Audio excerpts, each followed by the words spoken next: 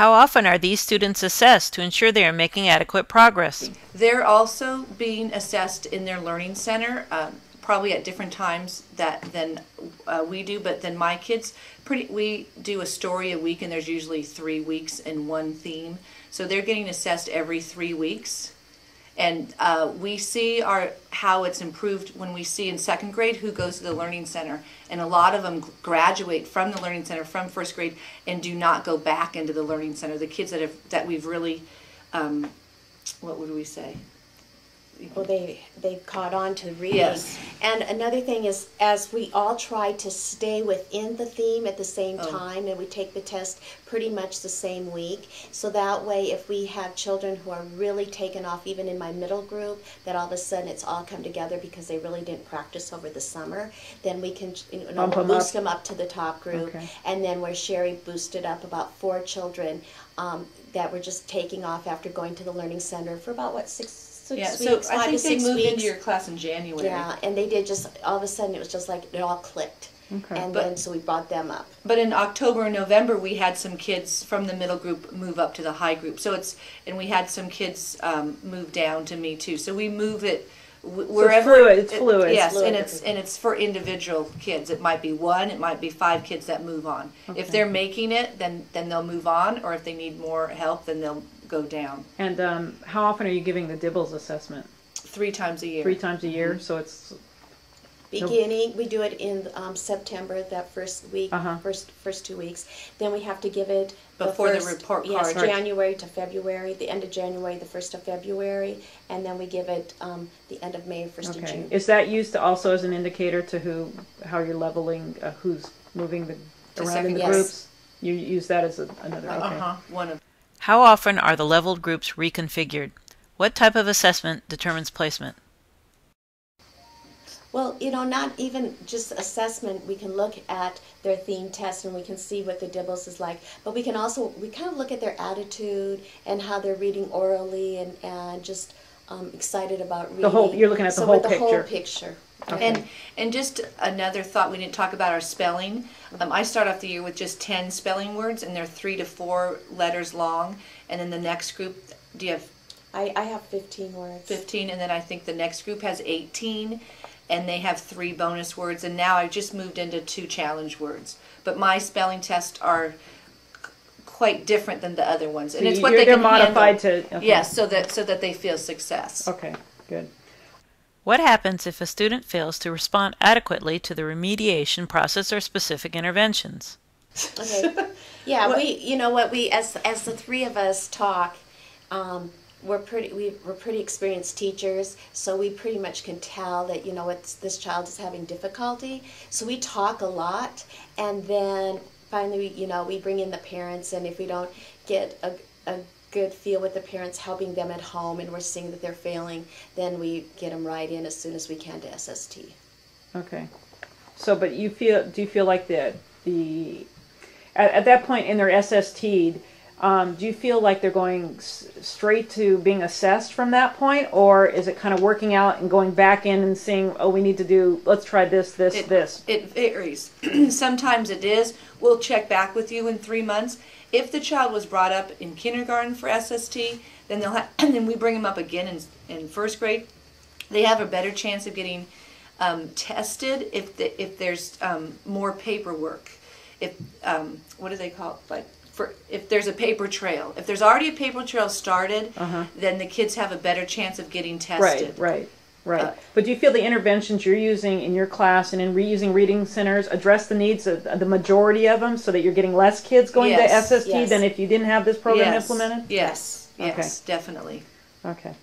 Does this process continue on into 2nd and 3rd grade or beyond? They do it a little bit differently, but they do assess like we do, but then they break up the kids in their own classroom. They feel they're able to differentiate in their own classroom and level the children within their own classroom. Okay, so first grade is really the one where you have the level groups and you're doing. But they can still go to Learning Center up until 5th grade. Oh, they can continue to go. So the ones who need it continue to go to this Learning Center where they get their. Okay. Yes. Okay. Do you feel your program is successful? What could be done to make it more effective? Well, we feel that it's really successful. The parents in the past have been very happy with the outcomes of their children. Sometimes we might not feel that we're getting the support from other teachers in that when they make the, maybe we shouldn't, when they're making, you know what, skip this Our one. specials. Okay. Our specials, because with our specials, we feel like we want 4 days of reading, and because none of the children are missing music or PE or computer, and so we feel that we need to have those specials at a certain time, Right. so that way we don't have to break these kids up so they won't miss anything. And sometimes we don't get that support from other teachers because they Right, think right. Yeah, we really fought for consistency so we could have our reading program 5 days a week and not have it be interrupted. So in a perfect world, you'd have it 5 days a week, and then specialists would be able to be And we in other parts. we actually have that. We got that this year. Okay, but you had to work Except for it. on Friday we still meet with the kids, but we have to stop 45 minutes early to go to PE. But at least we're meeting 5 days a week, and they're going to the Learning Center 4 straight days without being interrupted. And we found that was successful. And we feel that within our classroom, we feel we need to start to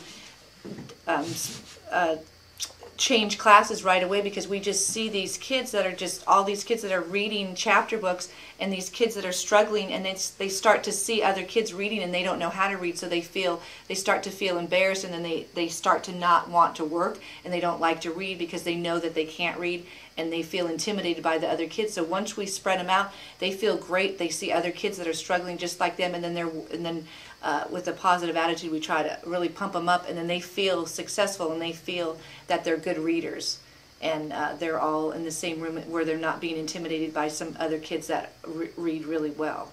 So you pretty much feel that you don't have these kids slipping between the cracks because you're addressing. Right. And so, okay.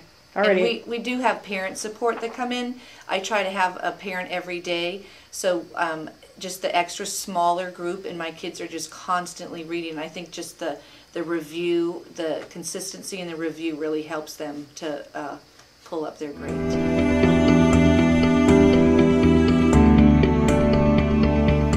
We're level grouping our math, and what we found that one day we had to do our specials, so we kept them in our classroom and for 2 days, and then we stick with chapters that we knew that the children, like calendar, with fractions, with geometry. We felt that those were pretty easy concepts, and so we teach those within our classroom. And then the more difficult chapters, we feel that if the children know their facts really well and they're really good readers, then they go into a higher group and they're able to do more difficult type math. So we have about 22 to 23 children in that group, and then we split the other children into a high medium, so we kind of even them out. So some mediums and highs, or mediums and lows, are together in one class, and another group of medium and lows are together, and they're in smaller groups.